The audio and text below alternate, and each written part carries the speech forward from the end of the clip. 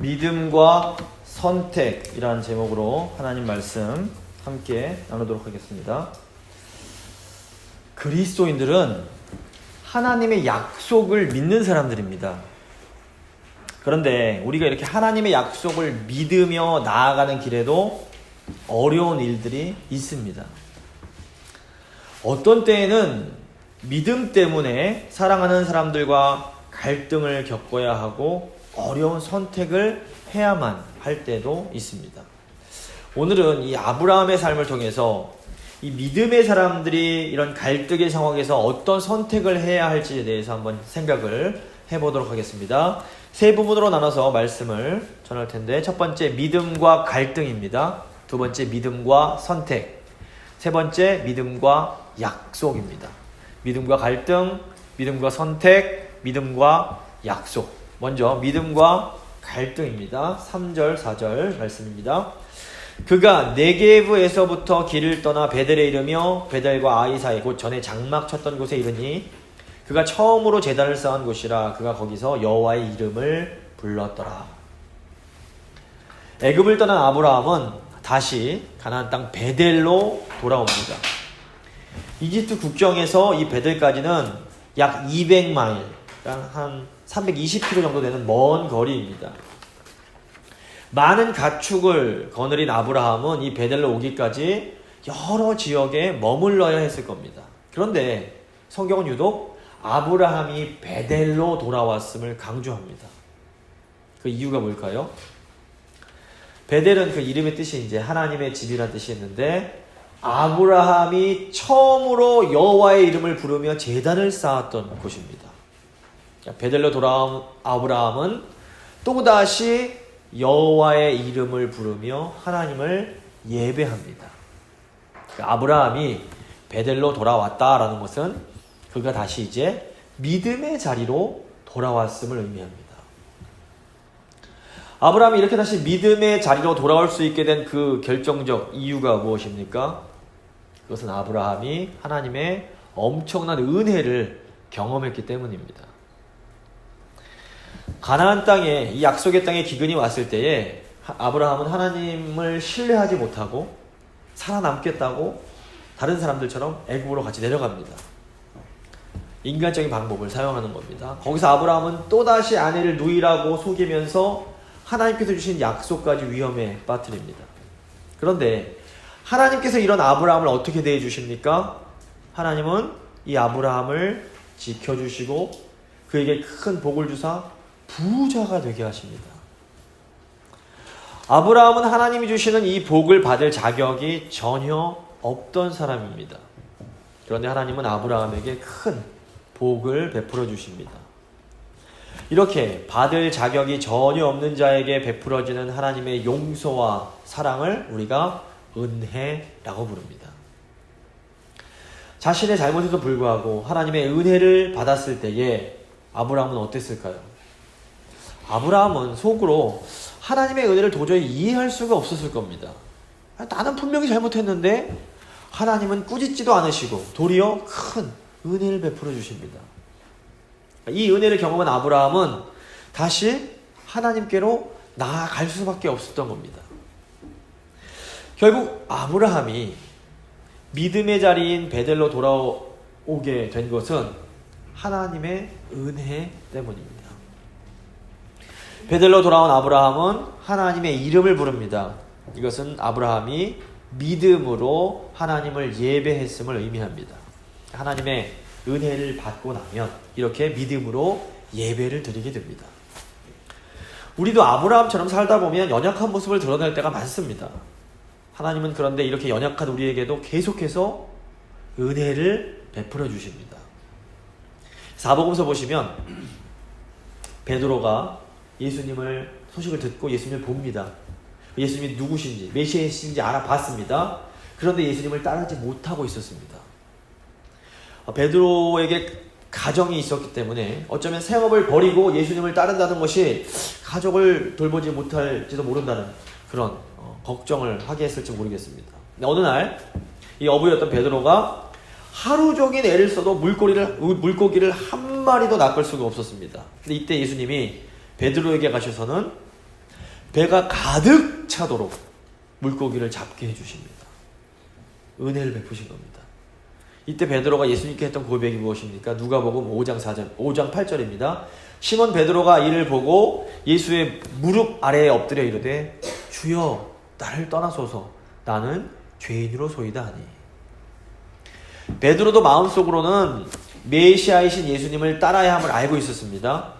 하지만 베드로도 아브라함처럼 이 생존에 대한 두려움 때문에 예수님을 온전히 따르지 못하고 있었습니다. 하지만 예수님은 베드로의 연약함을 꾸짖지 않으십니다. 도리어 예수님은 이 베드로의 빈 배를 가득 채워주심으로 베드로의 그 두려움을 해결해 주십니다. 베드로가 예수님의 이 은혜에 감격하여 자신이 죄인임을 고백할 때에 예수님께서 다시 베드로를 부르십니다. 누가복음 5장 10절입니다. 예수께서 시몬에게 이르시되 무서워하지 말라. 이제 후로는 내가 사람을 취하리라.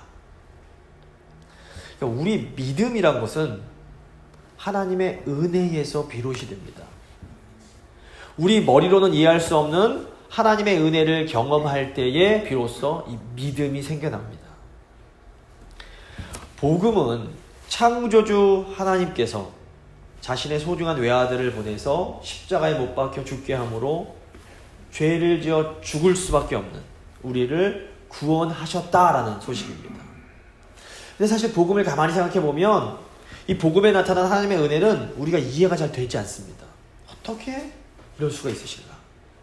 근데 이렇게 이해할 수 없는 하나님의 사랑을 인정하고 받아들이는 것이 바로 믿음입니다. 그래서 믿음으로 하나님의 은혜를 받아들인 사람은 그 인생이 변화될 수밖에 없습니다. 죽어도 변할 것 같지 않던 사람을 변화하게 만드는 것, 이것이 바로 복음의 능력입니다. 하나님의 은혜는 사람을 완전히 새로운 피조물로 변화시킵니다. 아브라함이 애굽에서 이 하나님의 엄청난 은혜를 경험했습니다. 은혜를 경험하고 나니까 아브라함이 믿음의 자리로 돌아올 수밖에 없었던 것입니다. 그런데 이제 문제는 뭐냐면 우리가 이렇게 큰 은혜를 경험했다고 해서 우리 눈앞의 모든 일이 순적하게 풀리지는 않는다는 것입니다. 오늘 말씀을 보시면 은혜를 경험하고 믿음의 자리로 돌아온 아브라함에게 또다시 어려움이 생겨납니다. 5절, 6절입니다. 아브라함의 일행 롯도 양과 소와 장막이 있으므로 그 땅이 그들이 동거하기에 넉넉하지 못하였으니 이는 그들의 소유가 많아서 동거할 수 없었음이니라. 아브라함과 조카 롯은 목축을 하는 유목민들이었습니다. 목축을 하려면 가축을 먹일 풀과 물이 있는 곳을 확보하는 것이 가장 중요합니다. 그러다 보니 이 목자들 간에도 목초지와 물에 대한 권리를 놓고 싸움이 벌어지곤 했습니다. 아브라함과 롯의 목자들 사이에서도 이런 갈등이 생겨납니다. 7절입니다. 그러므로 아브라함의 가축의 목자와 롯의 가축의 목자가 서로 다투고 또 가나안 사람과 브리스 사람도 그 땅에 거주하였는지라. 아브라함이 거주하던 곳에는 가나안 사람들과 브리스 사람들도 함께 거주를 했습니다. 그러다 보니 가축에게 풀을 먹일 땅이 충분하지 못했던 것 같습니다. 이로 인해서 아브라함의 목자들과 조카 롯의 목자들 간에 이 부족한 땅 때문에 갈등이 생깁니다. 그런데 사실 따지고 보면 이 갈등은 아브라함과 롯에게 가축이 너무 많았기 때문에 생겨난 일입니다. 창세기 13장 1절 2절 보시면 아브라함이 애굽에서 그와 그의 아내와 모든 소유와 롯과 함께 네겝으로 올라가니 아브라함에게 가축과 은과 금이 풍부하였더라. 하나님은 애굽에서 아브라함에게 은혜를 베푸시고 많은 재물과 많은 가축을 소유하게 하십니다. 그런데 이 많은 가축과 재산 때문에 지금 가족 간에 서로 갈등이 생겨나게 된 것입니다. 하나님께서 주신 복이 이 갈등의 원인이 된 겁니다. 오늘날에도 보시면 이 가족끼리 싸움하는 집안은 재산이 많은 집안들입니다. 돈이 없으면 별 싸울 일이 없습니다. 근데 부모의 많은 재산 때문에 형제끼리 막 서로 더 많이 가지려고 싸우고 미워하면 그 재산은 복이 아니라 말 그대로 저주일 수 있습니다. 이 시대 많은 사람들이 부자가 되는 것에 관심이 많습니다. 근데 물질적 부요함은 그 자체로는 복이 아닙니다. 하나님이 주신 부요함을 우리가 어떻게 사용하는가에 따라서 부요함은 복이 되기도 하고 또 때로는 저주가 되기도 합니다. 꼭 그렇게 물질이 아니더라도 우리가 하나님께 받은 은혜가 때로는 갈등의 원인이 될 수 있습니다. 우리가 중요한 건 뭐냐면 우리가 어떻게 해야 이 믿음으로 이런 갈등들을 극복할 수 있을까 하는 것입니다. 두 번째, 믿음의 선택입니다. 8절 9절입니다. 아브라함이 롯에게 이르되 우리는 한 친족이라 나나 너나 내 목자나 네 목자나 서로 다투게 하지 말자. 내 앞에 온 땅에 있지 아니하냐. 나를 떠나가라. 내가 좌하면 나는 우하고 내가 우하면 나는 좌하리라. 아브라함이 기원전 2000년 전에 살았던 사람입니다. 지금부터 4000년 전입니다. 그때는 굉장히 권위주의적인 문화였습니다. 이런 문화에서 아브라함은 조카에게 자기 방식을 고집할 수 있는 권한이 있었습니다. 어디 조카 주제에 삼촌한테 내더라. 아버지 같은 존재한테. 네가 어디 감히 그래 하면서 롯을 확 눌러버릴 수 있었습니다. 그런데 놀랍게도 이 아브라함은 삼촌으로서의 가장으로서의 권위를 내세우지 않습니다. 아브라함은 도리어 우리 가족끼리 싸우지 말자라고 하면서 조카에게 네가 먼저 선택해라 라고 하면서 땅을 양보합니다. 어떤 아버지가 두 아들에게 두 지역에 있는 땅을 유산으로 남겼습니다. 하나는 저 시골 구석에 묻혀있는 땅이고 하나는 이제 땅값이 오를 가능성이 굉장히 높은 좋은 땅입니다. 근데 형제들은 사이가 좋은데 며느리들이 서로 좋은 땅을 갖겠다고 이제 갈등이 일어나기 시작합니다. 이때 형이 먼저 나서서 동생에게 야 우리 형제니까 싸우지 말자. 네가 원하는 땅 먼저 가져. 그럼 내가 나머지 가질게. 이렇게 말을 하는 겁니다. 실제 현실 속에서 이런 날이 일어날 수 있을까요? 하나님의 은혜를 경험한 사람에겐 충분히 가능합니다. 성경 보시면 진짜 은혜를 경험한 사람에게는 어떤 시대나 문화나 어떤 모든 것들을 초월해서 이런 관대한 모습이 나타남을 볼 수 있습니다. 우선 구약의 사무엘상 1장 보시면 한나의 남편인 엘가나가 나오는데 이 사람이 이렇게 관대함을 보여줍니다. 자녀가 없던 한나가 사실 남편의 구박을 받아도 아무런 할 말이 없던 그런 시대였습니다. 그런데 이 엘가나라는 사람은 매년 하나님 앞에 나아가서 제사를 드린 후에 자식이 없어서 구박받아 마땅한 이 한나를 위해서 도리어 재물의 2배를 주면서 아내를 위로합니다. 문화와 시대를 뛰어넘는 관대함입니다. 하나님께 참된 예배를 통해서 은혜를 받은 사람은 이런 관대한 모습을 드러내게 됩니다. 또 신약 보시면 누가복음 19장에 이 세리 삭개오가 나옵니다. 이 삭개오도 예수님을 만나서 참된 은혜를 경험합니다. 삭개오는 자신이 가진 재물의 절반을 가난한 사람들에게 나눠주고 또 자신이 속여서 뺏은 것이 있다면 4배나 더 갚겠다라고 말을 합니다. 이것이 예수님의 은혜를 경험한 사람의 관대한 모습입니다. 진짜 은혜를 경험한 사람은 그 사람의 믿음은 실제 삶 속에서 무엇으로 드러나냐면 관대함으로, 넉넉함으로, 양보함으로 드러납니다. 하나님의 은혜를 경험한 사람은 삶 속에서 하나님의 은혜를 드러냅니다. 은혜 받은 사람은 먼저 양보하고, 먼저 용서하고, 먼저 나눔으로 갈등을 해결합니다. 먼저 손해보는 겁니다. 아브라함은 가장으로서의 자신의 권리를 포기하고 관대하게 롯을 대하는 믿음의 선택을 하게 됩니다. 그런데 안타깝게도 이 조카 롯은 삼촌 아브라함과 전혀 다른 선택을 합니다. 10절입니다. 이에 롯이 눈을 들어 요단 지역을 바라본즉 소알까지 온 땅에 물이 넉넉하니 여호와께서 소돔과 고모라를 멸하시기 전이었으므로 여호와의 동산 같고 애굽 땅과 같았더라. 먼저 땅을 선택하라 라는 이 삼촌 아브라함의 제안을 받은 롯이 눈을 들어서 어딜 봅니까? 요단 지역을 봅니다. 눈을 들어 본다는 것은 그 욕망이 어디로 향하는가를 보여줍니다. 오늘날 요단 부근에 있는 소돔과 고모라는 이제 그 심판 이후이기 때문에 그 비옥하지 않습니다. 하지만 심판받기 전에는 매우 비옥했던 것 같습니다. 롯이 보니까 이 요단 지역이 온 땅에 물이 넉넉해 보입니다. 주목할 것은 이 롯의 눈에 요단 지역에 여호와의 동산 같고 또 애굽 땅과 같아 보였다라는 표현입니다. 이것은 롯의 마음 깊숙한 곳에 그 비옥한 물 걱정하지 않아도 되는 애굽 땅에 대한 동경이 있었음을 의미합니다. 롯이 아브라함과 함께 가나안의 기근을 피해서 애굽으로 내려갑니다. 나일강이 있던 애굽은 기근을 걱정할 필요가 없는 비옥한 땅이었습니다. 비록 이제 가나안 땅으로 다시 돌아오긴 했지만 이 롯에게는 하늘에서 내리는 비를 의존하지 않아도 되는 이 안정되고 비옥한 애굽 땅이 그리웠던 것 같습니다. 롯이 눈을 들어 요단 지역을 쫙 보니까 비옥한 애굽이 생각이 나는 겁니다. 롯은 물질적으로 안정된 애굽과 같은 곳에 살고 싶다라는 그런 욕망이 있었습니다. 결국 하나님의 약속보다 안정된 삶을 더 욕망했던 롯은 약속의 땅을 떠나 곧 멸망하게 될 소돔성을 향해서 나아가게 됩니다. 11절부터 13절입니다. 그러므로 롯이 요단 온 지역을 택하고 동으로 옮기니 그들이 서로 떠난지라 아브람은 가나안 땅에 거주하였고 롯은 그 지역의 도시들에 머무르며 그 장막을 옮겨 소돔까지 이르렀더라.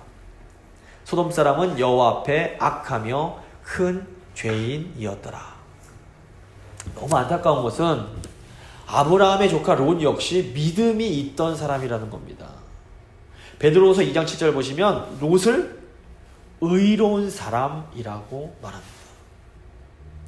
롯은 아브라함이 약속의 땅을 찾아서 하란을 떠날 때에 아브라함과 함께했던 믿음의 동지였습니다. 아브라함만큼은 아닐지라도 롯도 역시 믿음이 있었습니다. 하지만 롯이 자신의 그 욕망을 따라 믿음의 자리를 떠나는 어리석은 선택을 하고 맙니다. 아브라함과 함께 기근을 겪었던 롯은 물이 많고 기름진 땅으로 가면 내가 좀 더 행복해질 수 있을 거라고 생각했던 것 같습니다. 하지만 비록 척박할지라도 좀 고생이 되더라도 롯은 약속의 땅에서 아브라함과 함께 거해야 했습니다. 롯의 결정적인 실수가 무엇입니까? 롯은 하나님의 말씀이 아니라 자기 눈에 좋은 것을 따라간 겁니다. 하지만 내 눈에 좋아 보이는 것을 얻으려고 하나님의 약속을 버리는 것은 세상에서 가장 어리석은 선택입니다. 의로운 사람이었던 롯이 부요와 안정을 위해 약속의 땅을 떠나 죄악된 도시 소돔으로 갔을 때 결국 롯은 소돔의 멸망과 함께 큰 환난과 끔찍한 일들을 경험하게 됩니다. 세상 모든 것을 다 주고라도 절대로 바꾸면 안 되는 것, 그것이 바로 하나님의 약속입니다. 내가 가진 것을 다 포기하더라도 롯은 하나님의 약속이 있는 아브라함의 곁에 머물렀어야 합니다. 우리도 마찬가지입니다. 저희가 뭐 아무리 힘든 일이 있고 어려운 일이 있을지라도 우리는 하나님의 약속이 있는 말씀에 순종하는 그 자리, 오늘날 약속이 아브라함 옆은 예수 그리스도 말씀이 있는 자리가 바로 아브라함 곁입니다. 우리도 이 자리에 머물러야 됩니다. 세 번째, 믿음과 약속입니다. 아브라함에게 아시는 것처럼 아들이 아직 없었습니다. 그래서 롯은 마치 정말 자기 친아들과 같은 존재였을 겁니다. 근데 아들처럼 아끼고 의지하던 롯이 안정을 위해서 아브라함을 떠나갑니다. 하지만 아브라함은 더 이제 약속의 땅을 포기할 수가 없었습니다. 롯을 떠나보낸 아브라함의 마음은 엄청나게 큰 외로움을 느꼈을 겁니다. 롯이 떠난 빈자리 때문에 힘들어하는 아브라함에게 하나님이 찾아오십니다. 14절입니다. 롯이 아브라함을 떠난 후에 여호와께서 아브라함에게 이르시되 너는 눈을 들어 너 있는 곳에서 북쪽과 남쪽 그리고 동쪽과 서쪽을 바라보라.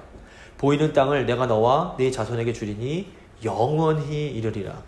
내가 네 자손이 땅의 티끌같이 하리니 사람이 땅의 티끌을 능히 셀 수 있을진데 네 자손도 세리라.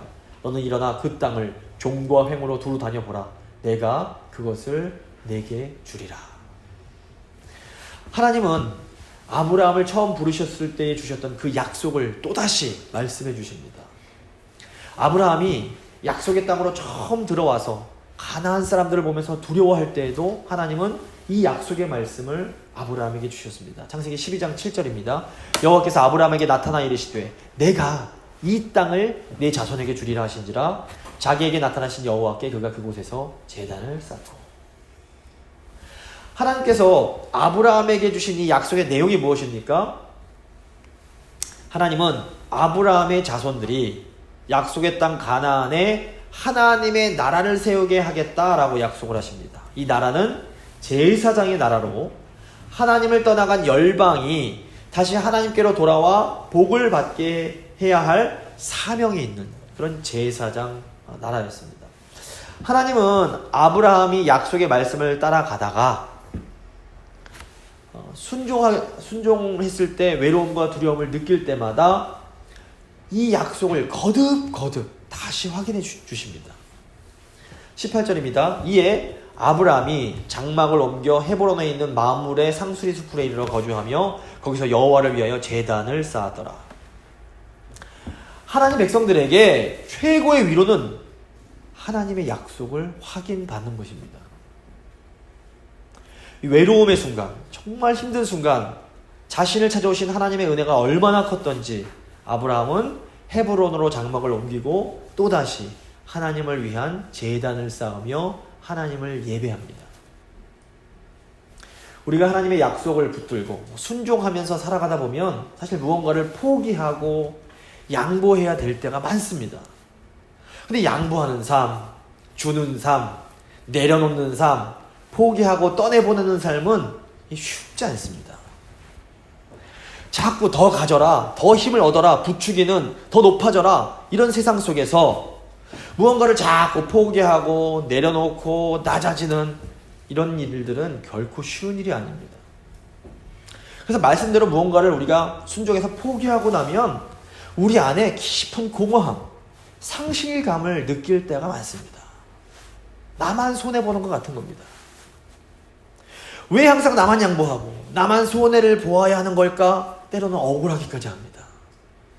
그런데 바로 이때에 하나님이 우리를 찾아오십니다. 우리가 힘들어도 하나님의 약속을 위해서 무언가를 포기하고 양보할 때에 하나님이 우리에게 가까이 오십니다. 그리고 아브라함에게 해주셨던 그 약속을 우리에게도 똑같이 해주십니다. 외롭고 공허하지? 그 빈자리 내가 채워줄게. 내가 너와 함께 할게. 난 널 떠나지 않을 거야. 내가 너를 통해 하나님의 나라를 네가 서 있는 그 자리에 세워줄 거야. 우리에게 약속하시는 겁니다.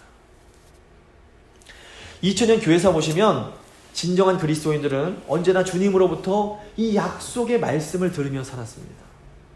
그래서 이 세상의 것들에 욕심 부리지 않는 순례자의 삶, 남은 자의 삶을 살 수가 있었던 겁니다. 사실 모든 사람에게는 안정과 편안함에 대한 강한 욕구가 있습니다. 다 있습니다. 한 곳에 정착해서 튼튼한 성을 쌓고 좀 더 안전하고 좀 더 편안하게 많은 사람들에게 인정받으면서 살고 싶은 욕구가 우리 모두 안에 다 있습니다. 하지만 우리는 성령님과 함께 걸으며 포기하고 자꾸 떠나보내는 그런 영적 훈련을 해야 합니다. 우리가 버리는 만큼 우리 마음은 하나님의 임재로 더 가득 채워지게 됩니다. 하나님이 우리 마음에 더 가득 채워질수록 우리는 진짜로 자유롭고 참된 행복을 누릴 수 있게 됩니다. 물질이나 권력이 없고 심지어는 건강이 없을지라도 우리는 참된 자유를 누리며 살아갈 수 있습니다. 사도 바울이 이런 그리스도인의 모습을 이렇게 묘사합니다. 고린도후서 6장 10절입니다. 근심하는 자 같으나 항상 기뻐하고 가난한 자 같으나 많은 사람을 부유하게 하고 아무것도 없는 자 같으나 모든 것을 가진 자로다. 하나님은 믿음의 길을 가기로 선택한 우리를 계속해서 이런 모습으로 바꾸어 가십니다. 우리는 그래서 계속해서 나누고 버리는 훈련을 통해서 이 욕심이 나를 다스리지 못하게 해야 합니다. 우리가 뭐 물질이든 재능이든 안전을 향한 욕구든지 간에 무엇이든지 우리 주님을 위해서 기꺼이 버리고자 할 때에 하나님께서는 우리에게 가까이 다가오시고 우리를 통해서 하나님의 뜻을 이루어 가십니다. 말씀 마무리 지겠습니다. 믿음의 사람은 이해할 수 없는 하나님의 은혜를 인정하고 겸손하게 그 은혜를 받아들입니다. 믿음으로 하나님의 은혜를 받아들인 사람은 갈등의 상황에서 관대한 선택을 통해서 그 믿음을 드러내게 됩니다. 우리가 믿음의 선택을 하기 위해서 무언가를 포기할 때마다 하나님께서 우리를 더 가까이 찾아오십니다. 그리고 우리에게 내가 너를 통해서 너희 가정을 회복시키고 교회를 회복시키고 너의 일터를 회복시키고 네가 선 땅을 회복시키겠다라는 이 약속을 다시 확인시켜 주십니다. 언제나 믿음의 선택하심으로 하나님의 이 약속의 말씀을 이루어가는 우리 모두, 우리 교회가 될 수 있기를 간절히 소망합니다.